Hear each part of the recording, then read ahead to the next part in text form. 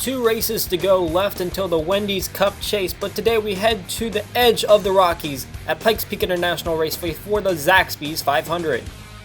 Hello everybody, my name is Colin Denton. I'll be on the call today for RVN. Let's take a look at our starting order before we get into the chase grid. Noah Cars in the number 44 Louisville Cardinals. Ford is on the pole today, puts himself into the Wendy's Unlimited in February. And on the outside pole, ironically, it's number 05 Zaxby's Chevrolet of John Arndt. On the second row, we have Colin Lindsay and Zach Campbell. In the third row, Harrison Butt and Dexter Black. In the fourth row, Pat Hayes and Paul Brenner. In the fifth row, NASCAR Fan 19 and Lego Bush. In the sixth row, Stephen Willey and James McDaniel. In the seventh row, Rampage and Matt Johnson. In the eighth row, NASCAR Fan 1418 and Dan Bandon. In the ninth row, Conrad Cooper and William Brock. And in the 10th row, Dale Jr. Dude 88 and NASCAR Man number 1. We'll let the rest of the field flash by on the bottom of your screen. See where your favorite driver is starting today as we head into crunch time.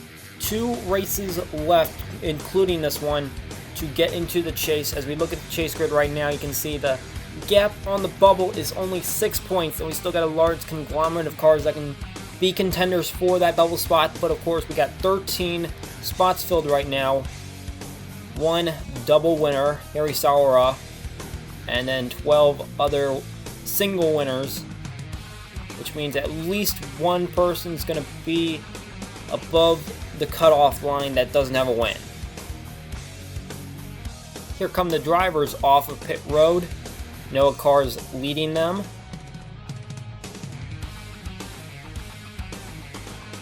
We saw him put together a solid finish at Hillside.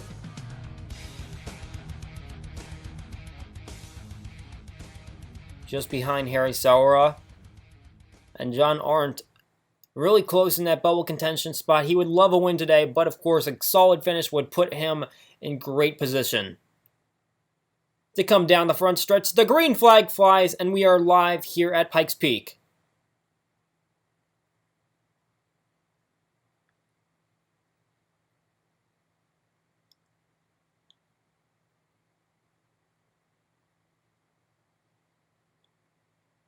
Cars are scattering a little bit. Oof, and the 05 car makes a cut to the inside, but Zach Campbell kind of slows down that outside line, and suddenly the inside line has the momentum, but Arndt manages to get by cars, and he'll lead the first lap.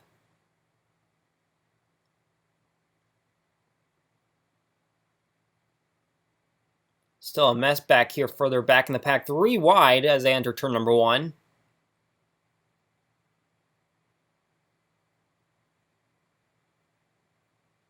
can see several cars battling for position. Ooh, they accordion on the outside, and look at the big run to the inside by Wanderley and T-Love 48 man. Oh, we've got an accident. The flash is into the wall. Juck comes into the wall. Lap number 2, the caution is out. So we've got a multi-car accident on turn number 3. We'll take a look at what happened right here. Somehow in this outside line, you can see the accordion. Oh wow, we got more cars that spun in the back, and that was Carson Scott and K-Dude 124. We did not see that before. Oof, and then K-Dude 124 gives him a big shunt at the end of that one. I'm not sure if he wasn't happy with something. But you can see here comes Wanderley and T-Love 48 man. They have a great run going, and then here comes the whole group right there kind of squeezes together. It was 4 wide, and then Juck and the Flash made contact enough that they were sending themselves into the wall and just wasn't going to work. So we're going to head to a quick commercial break, and we'll be right back.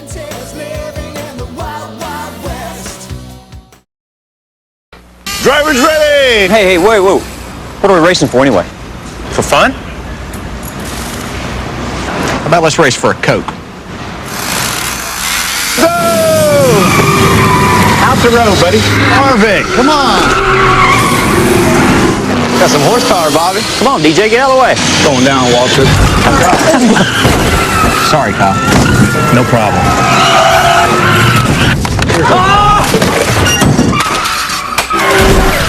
I just wrecked in turn 5. Last lap.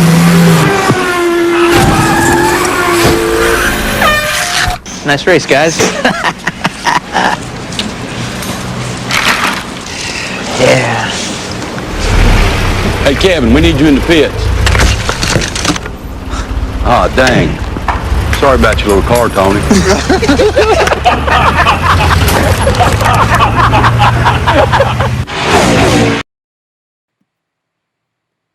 We are back at Pikes Peak, and no one had made pit stops until NASCAR Fan 19 just now, and he was running in the top 10, but just one lap to go before we go green, and suddenly NASCAR Fan 19 pulls down to the pits, and he is getting some service. It's surely not going to be a penalty. Well, let's see what he does. And it looks like it was just gas. So I'm not sure if that's going to be a big strategy move further on down the line, but we'll see.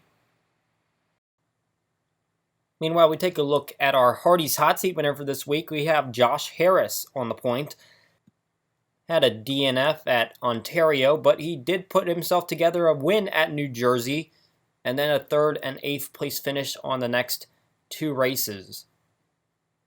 So we'll see if he can pick up some more positions and keep himself locked into the chase.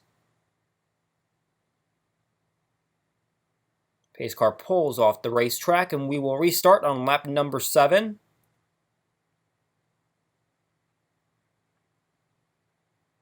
John Arndt leading the field in his race-sponsored machine.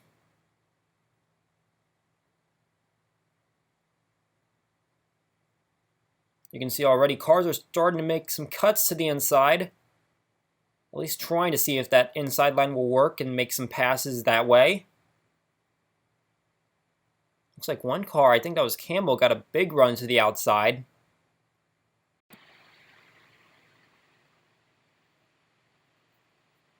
Arndt and cars, both cars looking to get themselves into the chase with a win.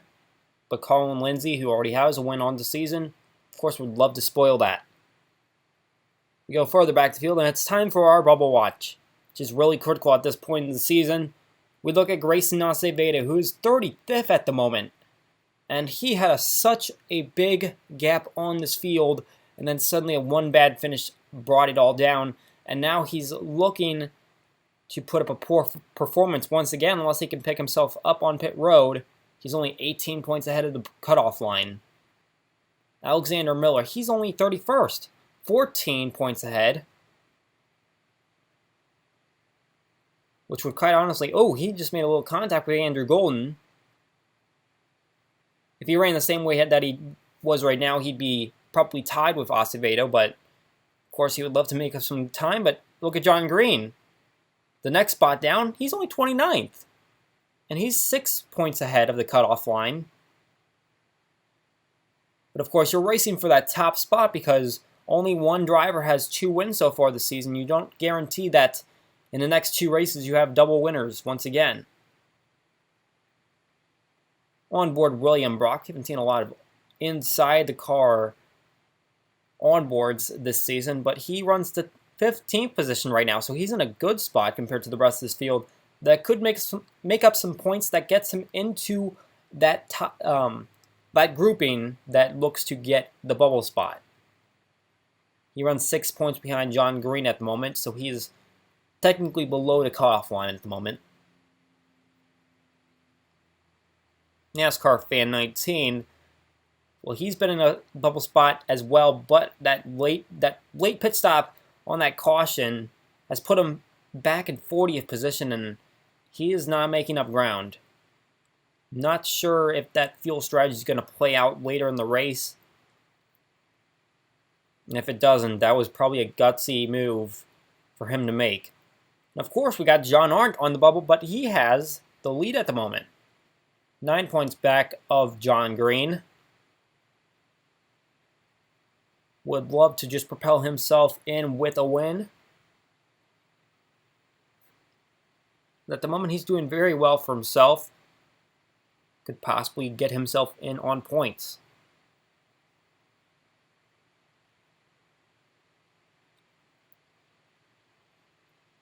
And then we got Eric Van Arsdale. He's running a little bit further back to pack as well.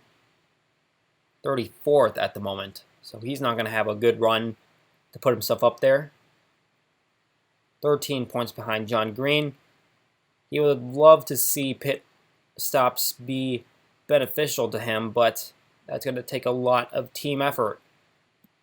Now, while we're on the topic of points, let's take a look at some situations that involve some of our winners and non-winners. Now, at the moment, we only have 5 drivers that have enough points that are winners to stay in the chase. There is no way that they can drop out of the top 35. Some of these drivers, though, they're still trying to stay above that cutoff line. Now, some of these are long shots like Sauer and Lindsay, but of course, guys like Johnson and Butcher, they need to watch their backs. Now, some of these drivers have no chance of making the chase on a bubble spot without getting a win, and this is a list of those drivers, but there is still a large number of people that could make the chase on the bubble spot, but of course, some of those guys down there like Zach Campbell, Conrad Cooper, Pat Hayes, they're probably going to need a win in order to stay in this thing, especially considering there could only be one spot that becomes a bubble spot for these drivers.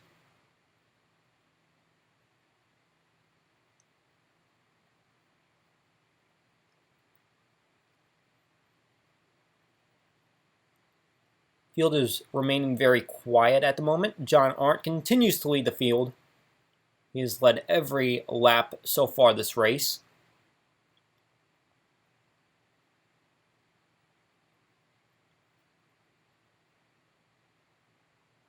Now, I think that will be a great opportunity for us to go to a quick commercial break, and we will be right back with more NASCAR Wendy's Cup Series racing action here at Pikes Peak International Raceway.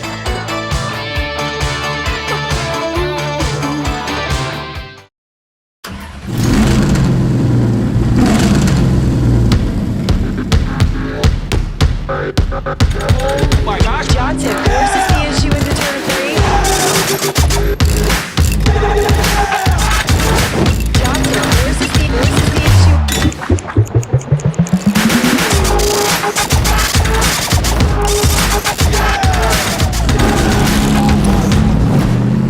Sunoco, the essence of racing.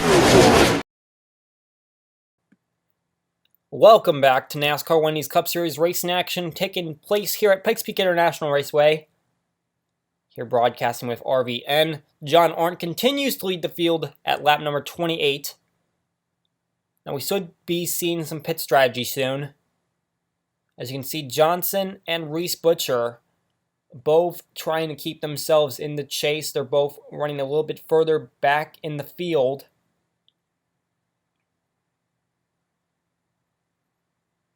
We look on board Harry Sauer and you can see where some of these guys that are on the cutoff line danger are running right now.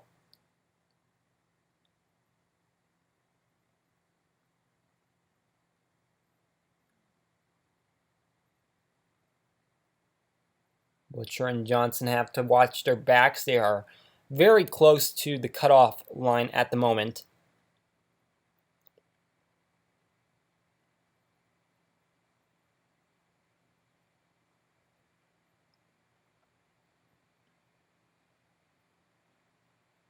And we take a look to pit road, and here comes Bandon, as well as Harris and Sauer, Kingston, Markell. Large group of cars coming at this point. At the point they're coming in right now, it looks like it's going to be a 2-stop day for most of these cars. Probably see more cars take their service on lap 60. Josh Harris, he has a win under his belt. He's our Hardy's Hot Seat winner for today. He'll go for 4-tire strategy, and we'll probably see a lot of the field take that.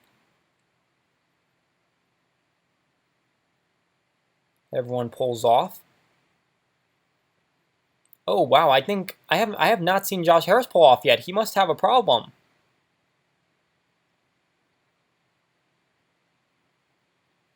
William Brock comes in. He's on the bubble at the moment. 4-tire strategy for him. Here's Reese Butcher. Really needing a solid finish today. Harris, you can see he's still on pit road on the back of your screen right there. Finally pulls away, but Butcher is now stuck on pit road. And there he goes. Not sure what was the problems with both of those drivers. They both spent extended times on pit road. Here comes John Green. He's another bubble driver.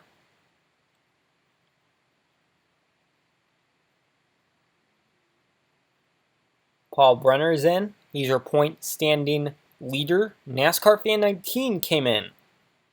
And apparently that pit strategy was absolutely nothing.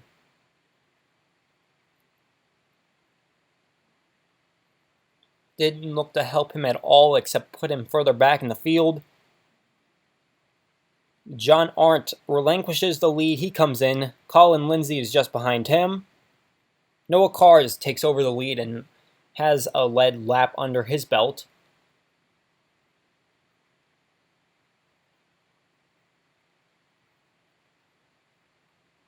Arndt pulls away, and Lindsay follows suit. Noah Cars comes in on lap number 34.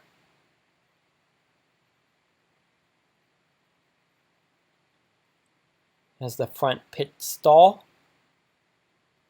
We'll expect to see him take a 4-tire stop. But now it's a question of how fast can they do it, and can they pull out in front of John Arndt? That's who we expect to be racing. And I definitely, there goes John Arndt far ahead of Cars, and he might get passed up by a large number of cars. Carson Scott has the lead at the moment. If you'll remember, he had been involved in that first accident. He had been on pit road at least once or twice, so he probably had fuel to run him a little bit further. Even though his car seems to be going fairly slow, and it looks like he'll duck down to the pits this time around. So he gets a lead lap, but he'll probably be further back in the field at this point. We watch his stop. We'll see who comes out on top as they cycle around. They come through turn number 4 right now, and Campbell. Zach Campbell actually has the lead instead of John Arndt. Campbell had been running about the 4th position for most of this race, primarily after the caution. So he takes the lead, and he's one of those guys that does not have a win.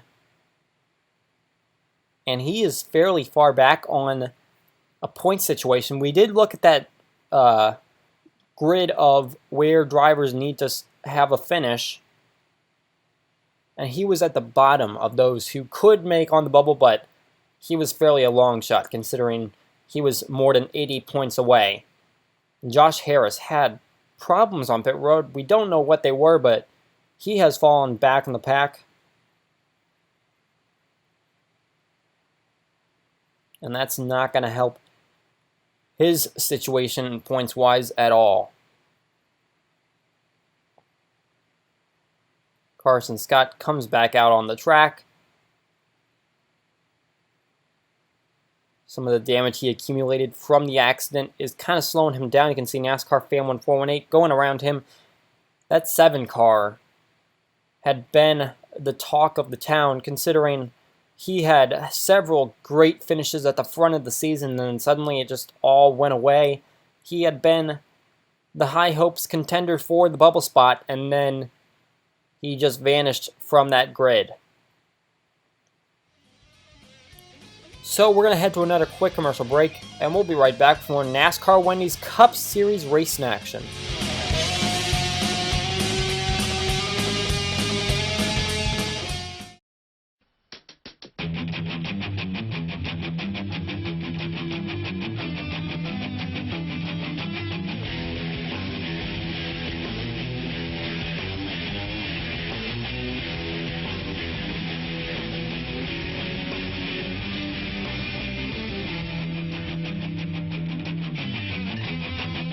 About to do something this big, a little luck never hurts.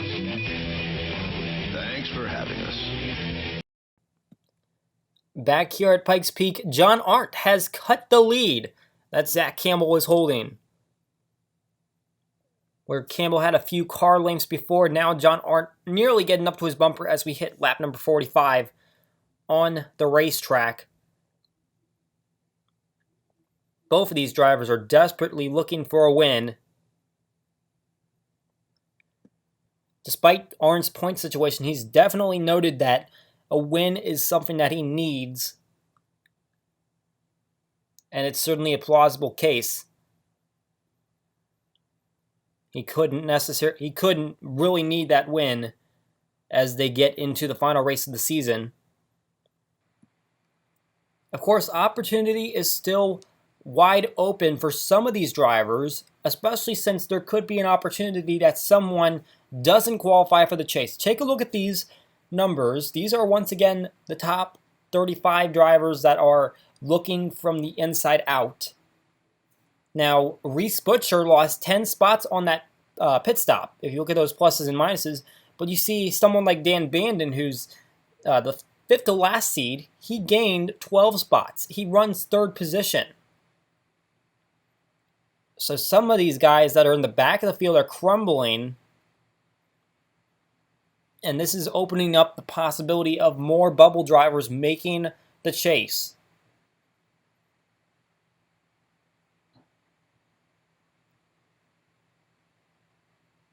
They sweep by turn number 4. Tyler Markell, he has been just outside of the reach of our graph that shows our bubble drivers, but of course he has an opportunity to pick himself up a little bit thanks to NASCAR Fan 19 having that early pit stop and dropping himself in the field. He has really never recovered from that.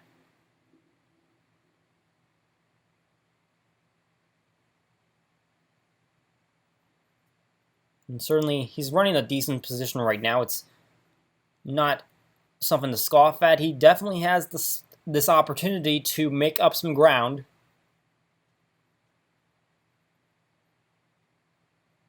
And there you see NASCAR Fan 19. He's still running in the high 30s at the moment. Pit stops did not help him out. You could see from our viewpoint that he pitted on lap number 33. There was really no incentive to pitting early on that caution. Looks like everyone made the right call by not pitting during the caution because it didn't look like they were going to make it on 2 stops at that point. It probably would have required a 3rd stop. So Zach Campbell and John Arndt still competing for that lead. Campbell continues to hold it, but John Arndt still looking for that win. We're going to take one more commercial break, and we'll be back for the conclusion of the Zaxby's 500.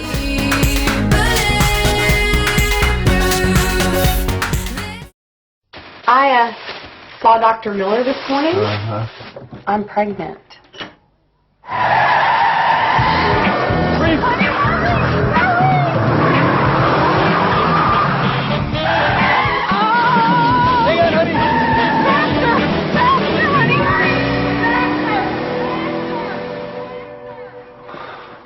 Oh, honey, I love you.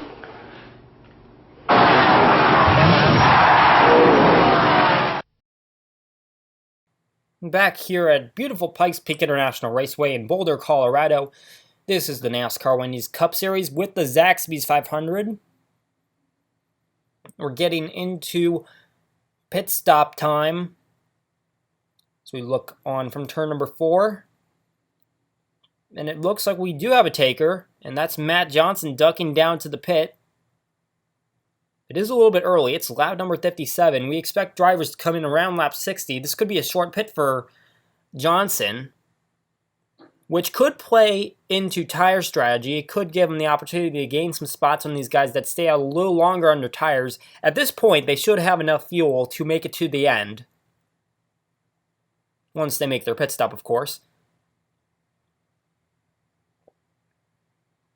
But Matt Johnson, he actually goes for a 2-tire strategy. He's going to risk it a little bit, save some time, but gain some right side tires. Campbell's still holding off John Arndt, but Arndt is still on his tail. They've really gapped off Dan Bandon, who still runs the 3rd spot.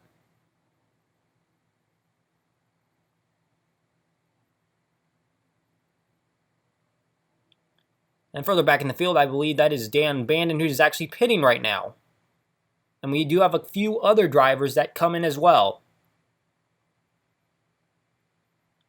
I see Golden and Weeks among those. On top of Bandon's stall. We'll see what kind of pit strategy he takes. He's going to go for the 4-tire strategy. Looks like Golden's taking a similar strategy. Weeks is going for 2 tires. And based on what Gardner's doing, I think he might have gone for 2 tires as well. Golden is not going yet. Golden is stalling out. He might have some problems, but here comes another group of cars.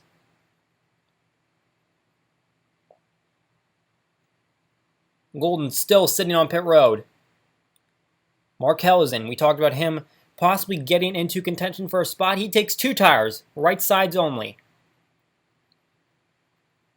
Looks like some more cars coming in. Golden finally pulls away. Not sure what his problem was there. Here comes William Brock. He is another bubble driver. He's in Dale Jr. Jude 88. NASCAR man number 1. The number 33 looks stalled. He hasn't done anything tire-wise for a while. Brock is pulling away. Johnson's in. He needs to get himself in a good spot for the chase. Campbell gives up the lead. He comes to pit road. Arndt is now the leader. He'll need to make a stop, though. We'll see what Campbell does. It could be a 2-man race to the finish.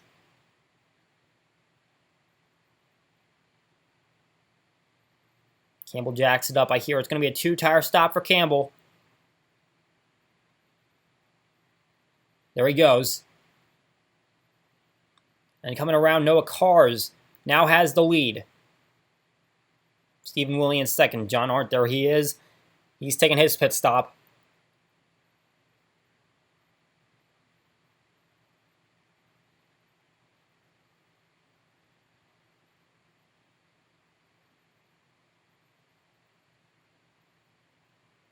He pulls into the stall. Lindsay is just behind him.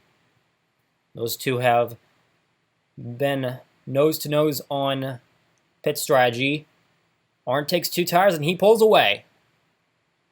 So where will he come out relative to Campbell? There goes Campbell. He's still right there, right next to him as they pull through turn number 2. He merges back on the track and Campbell is going to blow right by him.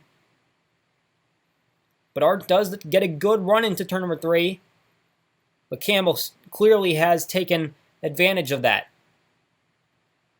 We had a little incident on pit road. Here comes the number 64 car. He's coming in as the 1 car pulls out and bam! Big hit. No teams involved here, but these two do have a little bit of an alliance, and it looks like the 64 car he's in desperate position to get into the chase. He just needed his friend to move over.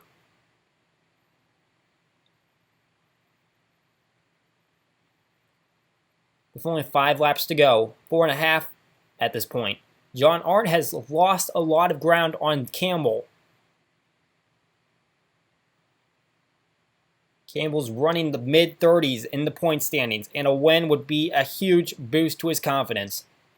He'll, of course, still have to stay in the top 35, but a win today is going to give him a good boost in points.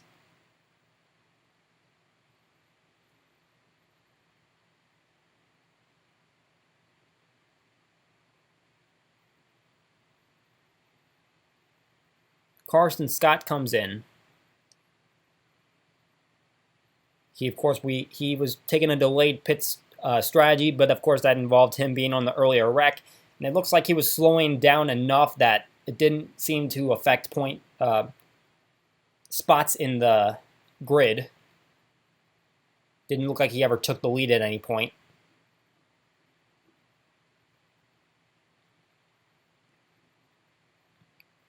Campbell comes around through the start-finish line, 2 laps to go before Campbell could put together a win.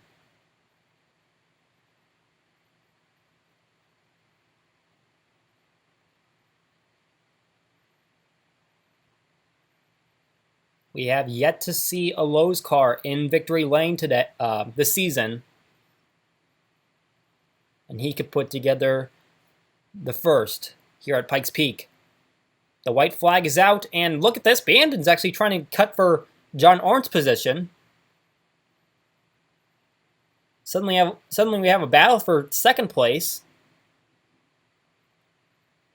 Bandon wants to get as many points as he can to stay above the cutoff line.